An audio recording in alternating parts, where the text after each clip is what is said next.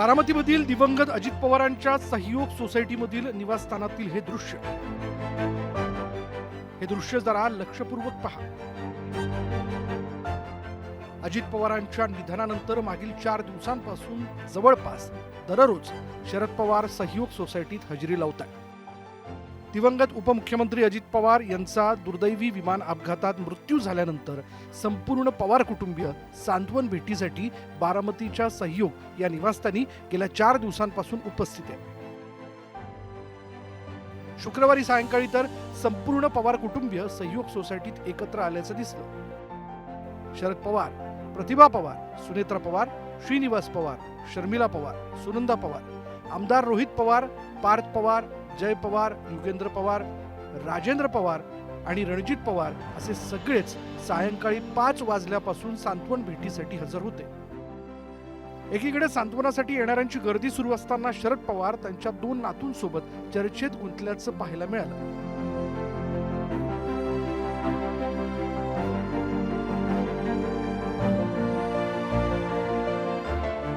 सर्वात आधी शरद पवार आणि पार्थ पवार बराच वेळ चर्चा करताना दिसले.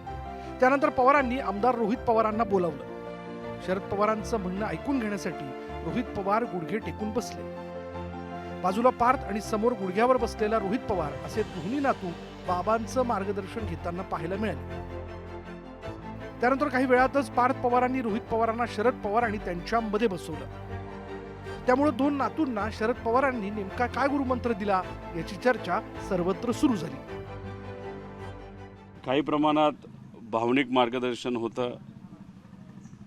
काही गोष्टी येत्या काळामध्ये आपल्याला कराव्या लागणार आहेत, राजकीय नाही. दादांच्या स्मरणार्थ त्या आपल्याला कशा करता येईल, कशा पद्धतीने त्या केल्या गेल्या पाहिजे याबद्दलची काल चर्चा संध्याकाळी जो फोटो तुम्ही सर्वजण त्या ठिकाणी बघत आहात त्या फोटोतून आपल्याला कुठेतरी जाणवतं. आणि नेहमी कधीही एखादी गोष्ट पवारसाहेबांच्या मनामध्ये आली तर ते आम्हाला बोलून घेतात, आम्हाला सांगतात आणि आम्हाला मार्गदर्शन करतात.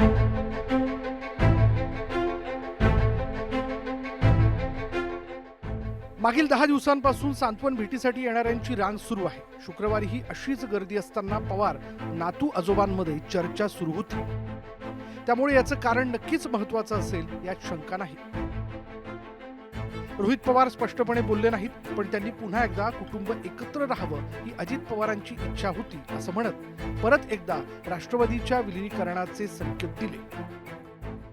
विलिनीकरणाबद्दल काय घडलं, दादांची काय इच्छा होती हे मी 12 तारखेला मुंबईला प्रेस कॉन्फरन्सच्या माध्यमातून लोकांसमोर आणेल. आणि 12 तारीख का तर त्या दिवशी दादांची एक इच्छा होती, ती काय होती, कशी होती याबद्दल मी 12 तारखेला प्रेस कॉन्फरन्सच्या माध्यमातून विलिनीकरणाबद्दल मुंबईत नक्कीच सांगेन. अजित पवारांच्या निधनानंतर सातत्यानं शरद पवार अजित पवारांच्या कुटुंबियांसोबत दिसतात. त्यामुळेच पवार कुटुंब एकत्र आल्याचं स्पष्ट होतंय. त्यामुळेच की काय, आधी विलिनीकरणाबद्दल काहीसे नकारात्मक दिसणारे राष्ट्रवादीचे नेते देखील आता सूर बदलताना दिसत आहेत. उपमुख्यमंत्री सुनेत्रा पवारांनी हरकत नसल्यास एकीकरण होऊ शकतं असं म्हणत हसन मुश्रीफांनी सकारात्मकता दाखवल्याचं दिसलं. आमचं मत होतं की जे विलिनीकरणाबद्दल चर्चा हे करतायत म्हणजे राष्ट्रवादी साहेबांचा गट, त्या चर्चेमध्ये अजितदादा होते, आम्ही कोणी प्रमुख माणसं नव्हती एवढा आमचा दावा आहे. आणि आता समजा सुनेत्रा वहिनी आणि सगळे कुटुंबीय तर त्या जर मताचे असतील, राष्ट्रवादी सगळे नेते जर त्या मताचे असतील तर त्यामध्ये काही अडचण येण्याची आवश्यकता नाही. हसन मुश्रीफ जरूर पक्षाचे वरिष्ठ नेते आहेत, कारण आम्ही सर्वांनी म्हणून दादांच्या नेतृत्वाखाली एनडीएमध्ये जाण्याचा निर्णय त्या ठिकाणी घेतलेला आहे. शेवटी या विषयाची चर्चा आम्ही सफलपणाने करू. 10 तारखेला मुंबईला मंत्रिमंडळाची बैठक आहे, त्यावेळेला उपमुख्यमंत्री म्हणून वहिनी त्या ठिकाणी येतील. त्याच्यानंतर आम्ही या विषयावरती चर्चा नक्कीच त्या ठिकाणी करू. बहिणी आमच्या विधिमंडळ पक्षाचे नेते आहेत, पक्षाच्या सुद्धा नेते आहेत. त्यामुळे आम्ही सगळेजण एकत्रितपणे बसून त्या संदर्भातला निर्णय घेऊ. अजित पवारांच्या जाण्यानं कुटुंब म्हणून पवार परिवार एकत्र आल्याचं दिसतंय.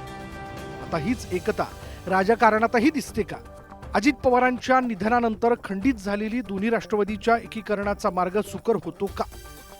की अजित पवारांच्या पाठी एकीकरणाची चर्चा फिसकटते? या प्रश्नांची उत्तरं लवकरच मिळण्याची शक्यता.